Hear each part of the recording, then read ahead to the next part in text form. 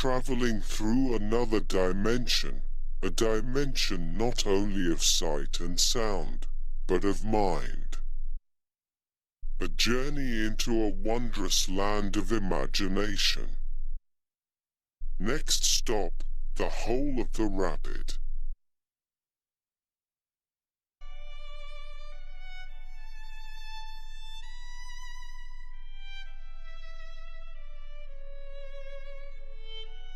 He sold him to Carr, a publican and butcher who killed him for beef some time afterwards. I was blamed for stealing this bull from James Whitty, Boggy Creek. I asked Whitty at Oxley Racecourse why he blamed me for stealing his bull. He said he had found his bull and never blamed me, but his son-in-law, Farrell, told him he heard I sold the bull to Carr. Not long afterwards I heard again I was blamed for stealing a mob of calves from Whitty and Farrell which I knew nothing about. I began to think they wanted me to give them something to talk about.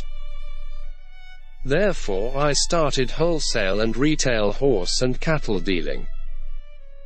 Whitty and Burns, not being satisfied with all the picked land on the Boggy Creek and King River and the run of their stock on the certificate ground, free and no one interfering with them, paid heavy rent to the banks for all the open grounds so as a poor man could keep no stock, and impounded every beast they could get even off government roads. If a poor man happened to leave his horse or a bit of poddy calf outside his paddock, they would be impounded. I have known over 60 head of horses impounded in one day by Whitty and Burns, all belonging to poor farmers. They would have to leave their ploughing or harvest or other employment to go to Oxley. When they would get there, perhaps not have money enough to release them and have to give a bill of sale or borrow the money, which is no easy matter. And along with all this sort of work, Farrell the policeman stole a horse from George King and had him in Whitty and Farrell's paddock until he left the force, and all this was the cause of me and my stepfather George King taking their horses and selling them to Baumgarten and Kennedy. The pick of them was taken to a good market, and the culls were kept in Peterson's paddock and their brands altered by me. 2 was sold to Kennedy and the rest to Baumgarten, who were strangers to me and I believe honest men.